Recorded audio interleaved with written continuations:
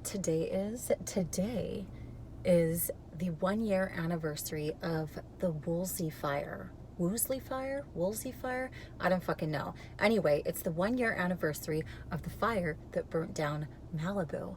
Most importantly, the fire that burnt down my house in Malibu. Just kidding, not most importantly. But anyway, happy anniversary, fire! Anyway, they're having like this memorial thing, and at the kids' school today, they have the emotional support dogs. Although Hayes tells me that they have the emotional support dogs at their school for the fire victims like every other week, which is so great. I mean, how awesome is that? I mean, yeah, it sucks if your house burns down, but the silver lining is that you get to pet a fluffy dog every other week at school because your house burned down. It's not exactly even Steven, but yeah, they're making an effort. Anyway, so that's not at all what this video is about. Hold on, let me take a sip of my Four Sigmatic $3 a pop coffee here. Not an ad. I buy it myself. I don't know how I ended up drinking coffee again, but this is the only coffee I can drink because this sounds like an ad. It's totally not. This is the only coffee I can drink because it has less caffeine, I think. And then I also feel like I'm doing something healthy because there's like mushrooms in here that have like magical properties. They probably don't, but magic mushrooms. No, they're not magic mushrooms. I haven't had magic mushrooms in a minute. Or like 20 years, but anyway. What is this video about? I totally forgot what I was doing here. Oh, for fuck's sake. This video is about how to get excited about your yoga practice again. Hold on. There's a guy next to me in like a large white van that's staring at me, and we're just going to wait for him to pull away. I get embarrassed, you know? See you later. Okay, there he goes. Bye, dude. I've been asked this quite a few times, but how to stay motivated in your yoga practice. Just like with anything in your life, or any, I don't know, maybe any relationship in your life, your relationship with your yoga practice needs like rekindling sometimes, right? We need to work on things. We need to introduce new things. We need to spice it up. We need to pay attention to it so that it doesn't become mundane and boring, and it's not like you're going on autopilot all the time. But if this has happened to you in your yoga practice, don't worry. It's totally normal. I think everybody goes through it at some point. I'm just going to share with you a few tips to help, get jazzed about it again. Jazz hands about your yoga practice. Woo! My first tip, which is a bit abstract, is I would ask myself, like, how am I viewing my yoga practice? Am I viewing it as an exercise or something that I'm just doing on my mat? I'm coming to the mat, I'm doing down dog, I'm doing some sun salutations, I'm doing some poses, and I'm doing that. And like, yeah, because that can get really boring. So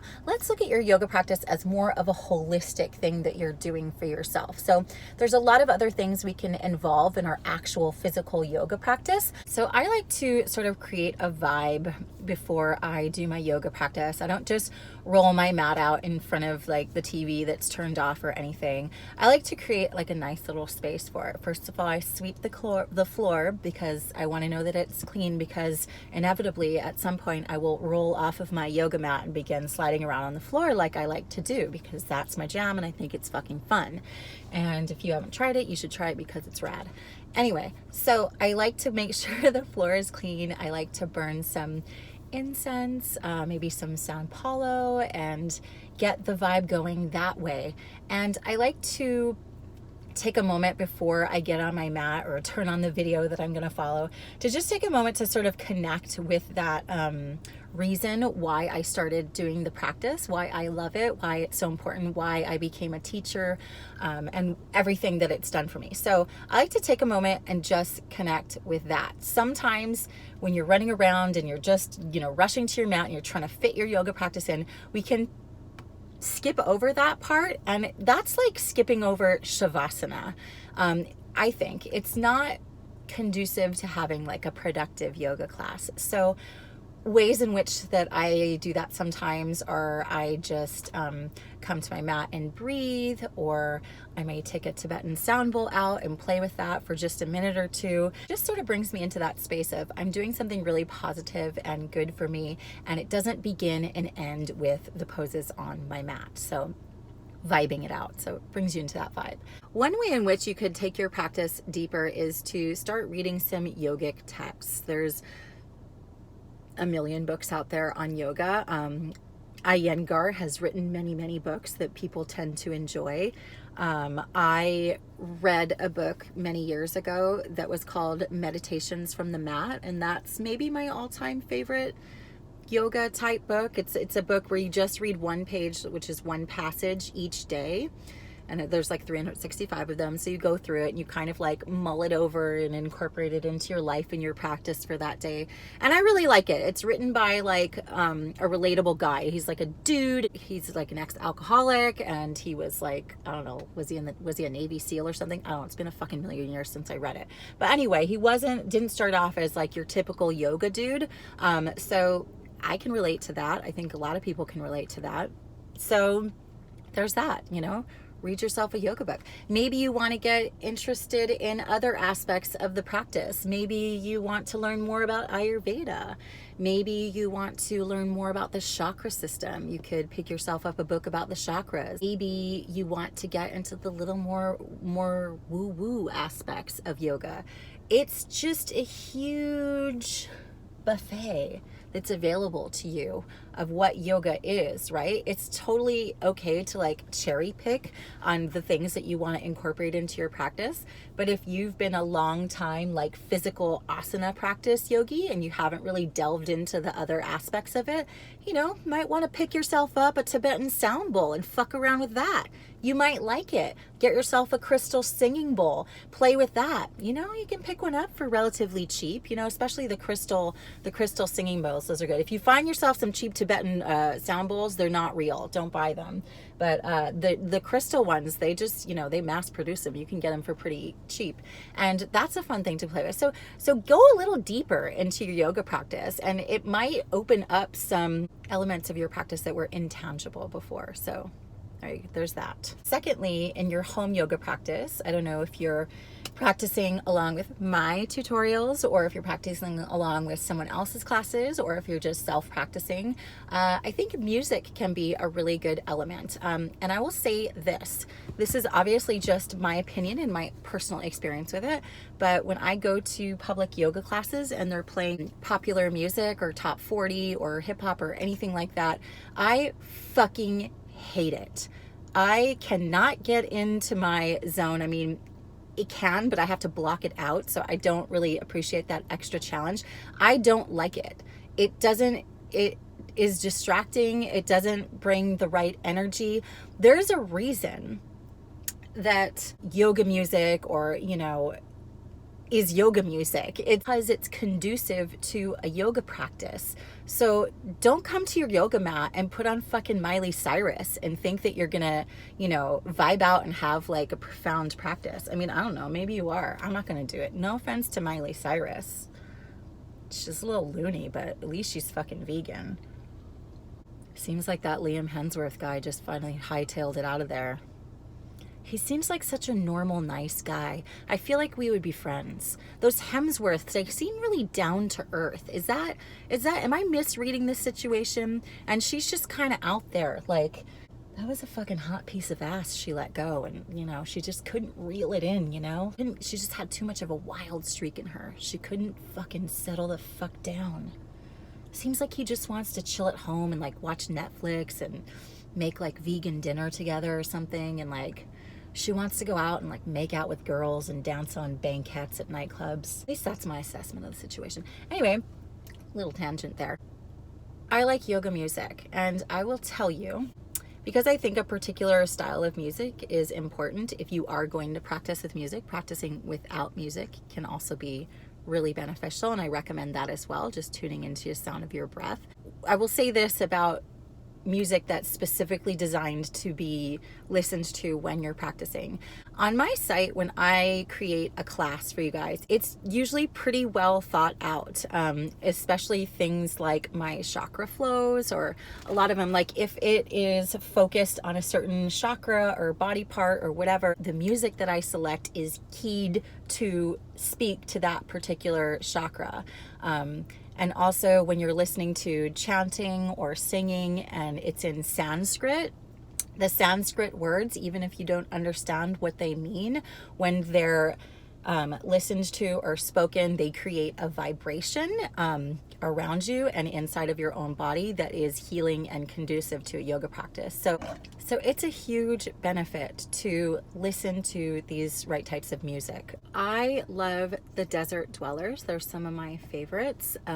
You can look them up. You can put them on your Spotify or your Pandora. I still use Pandora because I'm like 102 years old and I don't know how to use Spotify. Everyone's like, it's so easy. I find it very not intuitive. Sorry, I just don't. Anyway, so I just put in like Desert Dwellers on my Pandora and I listen to that, and a bunch of shit comes up because I really like them and it's related to it. And so, you know, you can look for music that way. I also like a bit of Krishna Das. I like Jai Uttal. I used to be really into Deva Primal. I'm not going to list them in the description box, but just remember Desert Dwellers. They're my favorite. And anything like that. I like a strong drum beat, some chanting. I like some Sanskrit words. That's my jam when I'm listening, or that's my jam when I'm doing yoga. I'm not listening to Jay-Z. Once in a while I do, but whenever I do, I end up like twerking and shaking my booty, and it just, I don't know, it just kind of snowballs, and then it's like, I don't know what happens. Another thing that I would recommend doing is, if you're really in a rut with your yoga practice, a great thing to do is go take a workshop, or go take a class with a teacher that everyone says is really great, or whatever it is.